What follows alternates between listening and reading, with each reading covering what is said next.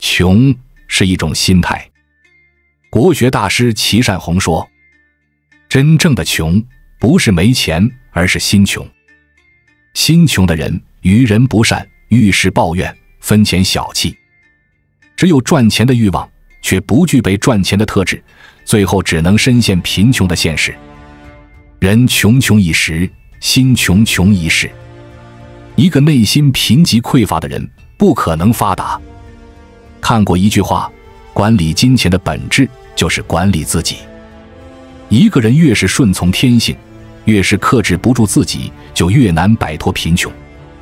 贫与富说到底是一场自己与自己的较量。管不住自己的人，也难管住财富。一、与人不善。小说《大卫·科波菲尔》有个人的结局令我印象深刻，他就是乌利亚·希普。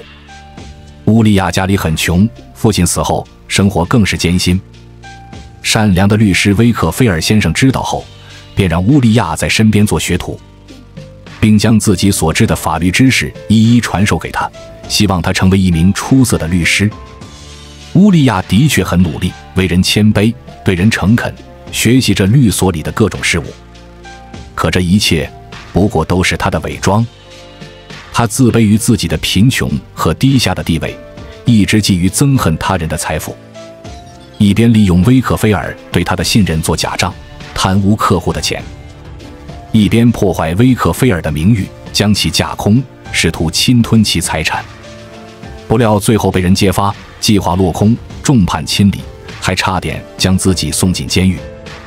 心穷之人内心充满恶意。人这辈子最值钱的就是根植于内心的善良和人品。做人一辈子，人品是底子。没人愿意与为了利益不择手段、为钱财违背良心的人为伍。保持心性正直，品行端正，才能聚人心，为自己积攒财运。二、遇事抱怨。作家鲍温说，喜欢抱怨的人整天都是一副苦瓜脸和没有灵魂的躯壳，这些只会让他一步步走向绝望，自己却浑然不知。所谓怨天者无志，怨人者心穷。遇事总把抱怨挂嘴边的人，注定难以成事。在希尔顿大酒店流传着这样一个故事，有两位年轻毕业生杰克和汤姆，他们同时应聘到希尔顿。两人都想在这样一个大酒店一展宏图，实现人生的飞跃。可他们很快就发现，酒店不仅不重视他们，还将他们打发去清扫楼道卫生。工资少，活还累，杰克一下就受不了了。明明有专门的人打扫，为什么还要我干？让我干这种工作，真是大材小用。他每天埋怨酒店，埋怨经理，责怪领导眼光差，脑子有病，索性也开始偷懒摆烂。工作时不是躲角落摸鱼，就是随便应付应付。反观汤姆，刚听到这个安排时，他也十分不解，但还是选择了把工作做到位。他每天最早来到公司，提前准备工作，研究各种清洁剂，以达到更好的清洁效果。虽然是最不起眼的工作，但他还是勤勤恳恳，投入了100%的努力。就这样，4个月过去了。不出意外，杰克被辞，而汤姆则被任命为客房部主管，薪资翻了好几倍。有句话说得好，一个人对事儿的态度里藏着他的财运。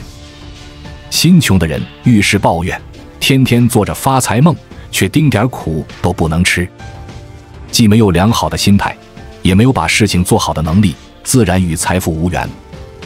而那些做事靠谱、对事负责的人，反而能赢得金钱青睐。钱的背后是事，摆正心态，做好事情，解决事情，钱自然就来了。3、分钱小气。作家雾满兰江曾认识一位厂长，年轻有为，能力出众，30岁就做到了一家乳品厂的厂长位置。但仅仅半年不到，他就把厂子办搞砸了。为什么呢？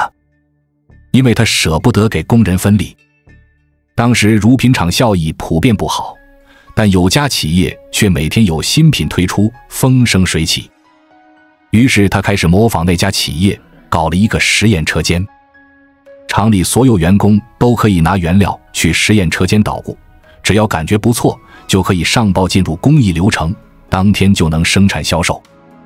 但不同的是，销量不好不要紧，一旦销量突出，那家企业便会给员工提成。可他却一分不给，不仅如此，员工实验用的材料，他还要另行收费。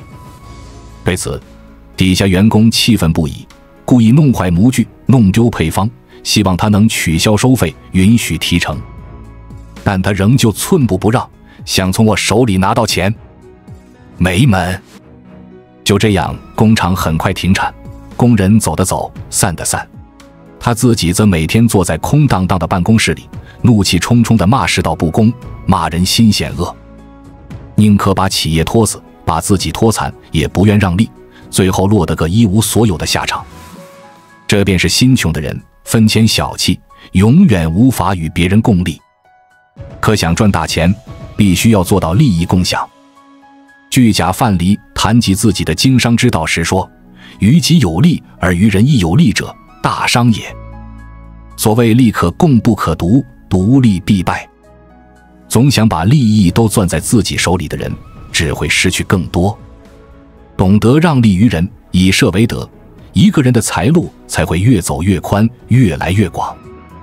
4. 赚钱矫情。还记得之前很火的深圳女孩吗？她们是搞钱的代名词，上班拼命，下班做副业，周末了还在赚外快。不少人嗤之以鼻，天天拼死拼活的，累得脚不沾地，值得吗？钱这玩意生不带来，死不带去，赚个差不多不就行了？曾经的我也天真觉得，钱又不是万能，管饱够用就足够了。后来被现实啪啪打脸才明白，钱不是万能的，还有后半句，没钱是万万不能。一个人最大的愚蠢，就是在赚钱这件事上选择了矫情。媒体人哈叔说，有些人是越穷越矫情，越矫情越穷。这世上从来没有赚钱不辛苦的活，也没有什么工作无需努力就能平步青云。一味嫌苦嫌累，并不会让生活轻松，反而会将自己推至更窘迫的境地。作家刘同刚进电视台工作时，同期一起进来的人都觉得来回跑发布会写稿太辛苦，不是嫌搬设备太累，就是嫌打扫现场的活太脏，觉得自己没必要折腾半天赚那几个钱，要么只是签个到，要么就借口推脱。一天下来，真正干活的时间不到6小时，但刘同每天忙着拍摄、剪辑、编辑、写策划，别人不愿意做的苦活、累活，他全都接下。每天工作近15个小时，仍然觉得自己做得不够。你说，他难道就没想过偷懒或懈怠吗？他想过，但是比起懈怠后的一无所有，他更想通过自己的努力，让自己有份保障。安于舒适，便会死于贫穷。这世上绝大部分的底气是钱带来的，但这世上没有一分钱是得来容易的。想要生活不苦，就得吃赚钱的苦；想要在金钱上自足，就得在赚钱上拼命。收起矫情，藏起抱怨，在该赚钱的时候把钱赚够，比什么都重要。5. 花钱任性。好莱坞巨星尼古拉斯·凯奇是好莱坞收入最高的演员之一。凭借多部优秀作品，凯奇获奖无数，身价超过10亿。然而短短几年时间，他就从影坛巨星沦为流浪汉，还欠下了上千万的贷款。原来凯奇虽有大量资产，但他花钱十分任性。他喜欢购物，豪车豪宅、游艇城堡，他都要购入囊中。他收藏癖极重，不仅收有陨石、绝版漫画，甚至花千万巨资收购恐龙和章鱼头骨。无节制的花钱，使他的财富很快消耗殆尽，最终流落街头。还有一位中国画家常玉，他是第一个被载入法国艺术家名人录的中国人。由于祖上福音，家底殷实，常玉花钱向来大手大脚。法国留学期间，同时期的徐悲鸿等人只能进入国立学校学习，他却选择了学费昂贵的私立大茅屋画室。其他人都在节省开支、勤工俭学时，他却整日带着速写本饮酒作乐，一边往返各种沙龙，一边和美女约会聊天。但不料家里突遭变故，常玉的生活费骤减，可他却没有因此改变花钱大手大脚的习惯。卖花的钱不想着拿回去养家，反而都用来请客吃饭。实在没钱了，就靠借钱度日。最后无法糊口，他只能靠端盘子、当水泥工勉强维持生计。他曾对好友谢景兰大发感慨：年轻时候有的是钱，却没好好使用，现在需要钱，钱又不见了。凯奇和常玉，一个是收入极高的影坛巨星，一个家底殷厚的画界名流，但都因管不住自己的消费欲陷入穷境，结局令人唏嘘。萨迪曾说，谁在富足时豪华奢侈，在穷困时就会死于饥寒。吃不穷，用不穷，不会盘算一世穷。一个人持续返贫的根源，不是收入太低不会赚钱，而是缺乏长远的支出规划。钱若花不对地方，再多财富也会被败光。放纵欲望到最后，便会被欲望反噬。不会合理管理金钱，总有一天会被金钱抛弃。6. 存钱已晚。网上有个话题，你是什么时候意识到钱的重要性的？底下的回答让人揪心。父亲生病了，每天光住院费就2000多，可手里连200块都没有。前2天失业，家里的车贷房贷眼看要到期，但自己现在身无分文。孩子快上学了，想送他去更好的学校，可东拼西凑也凑不出学费。钱到用时方恨少，人往往要到急需用钱时才悔恨存钱太晚。作家豫章有个室内设计师朋友，曾给不少名人做过豪宅设计，收入不菲。但母亲突发脑梗躺进 ICU 急需要钱时，朋友银行卡里却空空如也。无奈之下，他只能硬着头皮向周围的人借钱。可大家都不相信，甚至嘲讽道：一个知名设计师连母亲看病的钱都拿不出，开什么玩笑？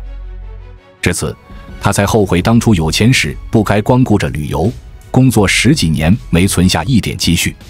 在我们进一步探索之前，别忘了关注才知道并点击小铃铛。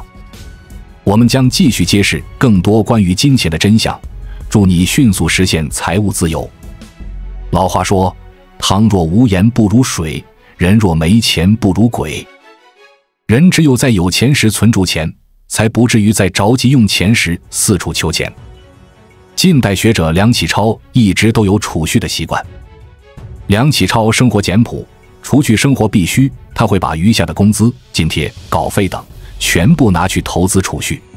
1898年，梁启超因戊戌变法失败流亡日本，但他仍可保证家中开支。他写信给妻子，所存之银，望常以200金存于大人处，必随时可以便用。他还提早给子女做留学规划，他的9个子女大部分都得以出国留学。后来他因为尿血症要长期住院，但他也没操心过钱的事。芒格说，存钱的重要性不在于你有钱时多么幸福，而在于你没钱时多么难堪。这世上90%的困难需要靠钱来解决，剩下10%也要靠钱来缓解。存钱是我们一生的课题，你卡里的余额就是生活的根本。那些你在富裕时省下的钱，都会在关键时刻成为你救命的稻草。事业所及，成就所指。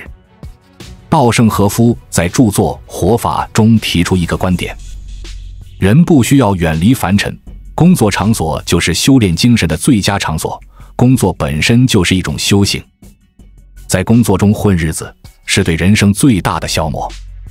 把赚钱的事当成个人的修行，是我们活在俗世最好的姿态。7. 修炼心态。巴菲特和比尔·盖茨曾受邀到华盛顿大学进行演讲，有个学生问：你们是如何成为比上帝还富有的人？巴菲特说，答案非常简单，成功与智商无关，关键在于理智。比尔·盖茨说，我非常赞同沃伦的观点，掌控情绪的能力决定一个人能否成功。越是卓越的人，越能以理性驾驭情绪。董宇辉22岁时参加了新东方的一场招聘，整个流程分为多轮试讲，每次试讲都惨烈到试讲10分钟挨骂1小时，而一旦试讲效果不好，或者扛不住面试官劈头盖脸的批评，就会被淘汰。虽然很痛苦，董宇辉还是一次又一次地坚持了下来。最后一次试讲，他自我感觉特别好，结果依然被骂了1小时。累积许久的委屈一下子爆发了，董宇辉想马上冲出教室，可他看到墙上俞敏洪的话，从绝望中寻找希望，人生终将辉煌，顿觉自己应该再坚持一下。忍住眼泪，调整了一下呼吸，把这场面试完成了。最终1400人中只有2个人得到了 offer， 其中一个便是董宇辉。董宇辉曾经质疑过，为什么找个工作要扛这么大的压力？上班之后他才发现，工作本身就有数不尽的误会，很多的不如意。比如在直播中，有知名大 V 攻击他推荐的书单浅薄，有网友无底线的开涮他的长相。但对这些糟心事，如今的董宇辉都能淡然以对，甚至开玩笑说，人家骂一次你觉得难受，被人连骂100次你就皮实了。莫言在《檀香刑》中写道，一个人越是成功，他所遭受的委屈也越多。要使自己的生命获得价值和炫彩，就不能太在乎委屈，不能让他们揪紧你的心灵，扰乱你的生活。做生意时，你可能会遇到蛮不讲理的客户，千方百计地刁难你；工作时，你会碰到勾心斗角的同事，在背后给你下绊子，甩黑锅。但这个世界就是这样，我们赚的每一分钱，不仅要付出汗水，还包括要接纳一切委屈，忍受一切不公平待遇。无论是工作还是生活，修一个好心态，是一个人成长成熟至关重要的事情。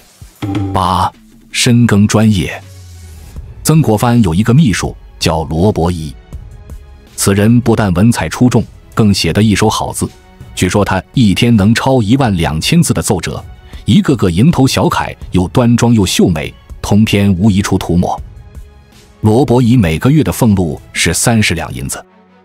有人不服气，曾国藩却说，用人如用器，他的这一手好字值得这个俸禄。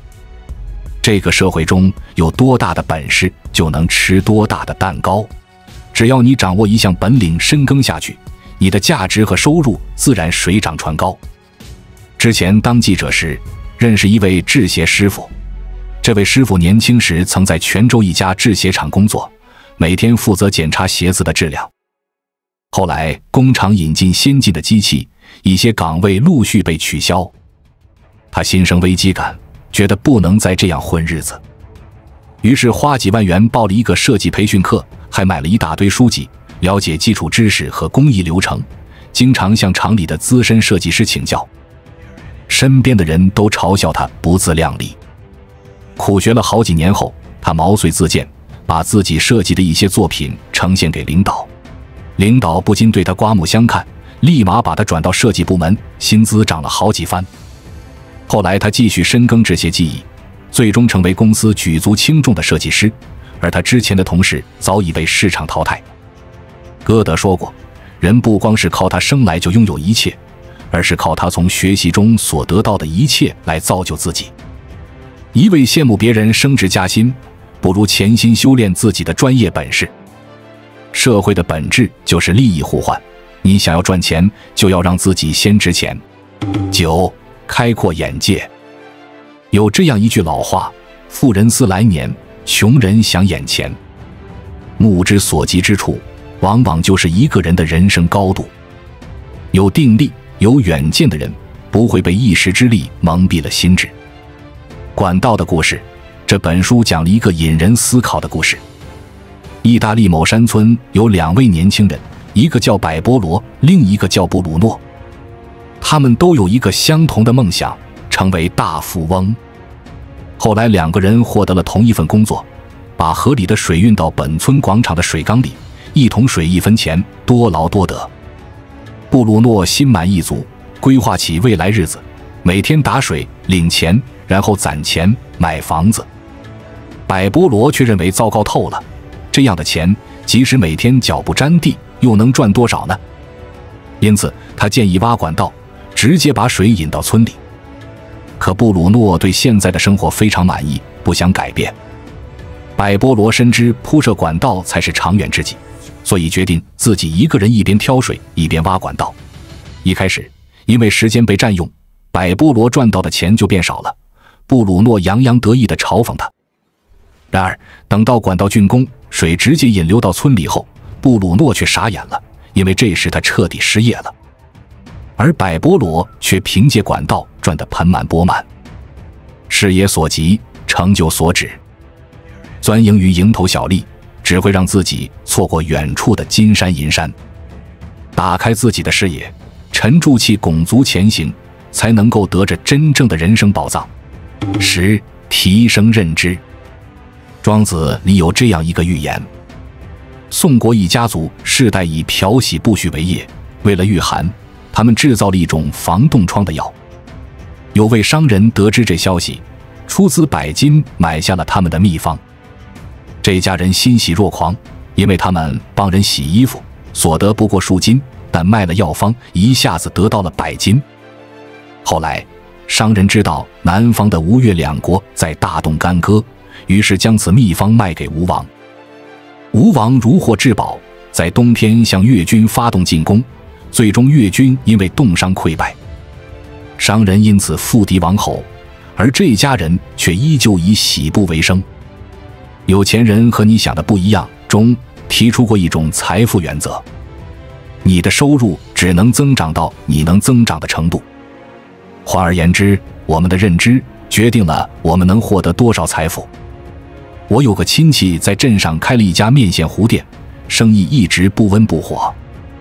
那时外卖刚在大城市兴起，为了下沉到更下一级的市场，各种外卖平台都派销售员奔走于大街小巷，希望商家入驻。当时镇上许多店家都排斥外卖模式，纷纷拒之门外。唯有亲戚觉得这是餐馆未来的方向，主动成了镇上第一家入驻平台的店家。等外卖普通这个小镇时，亲戚早已得了先机，赚了很多钱。归根结底，你拥有怎样的认知，就会匹配怎样的财富。当你有足够的洞察力，比别人更能洞悉本质，自然会比别人更有竞争力。任何意义上的赚钱不过是认知的变现。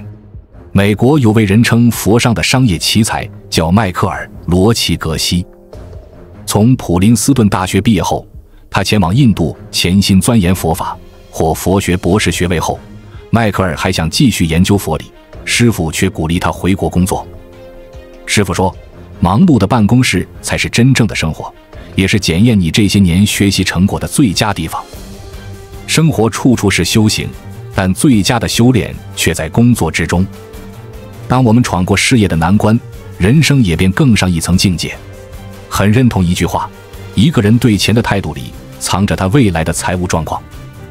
真正懂财富意义的人会保持金钱上的自律，赚钱时不矫情，花钱时不任性，存钱时不含糊。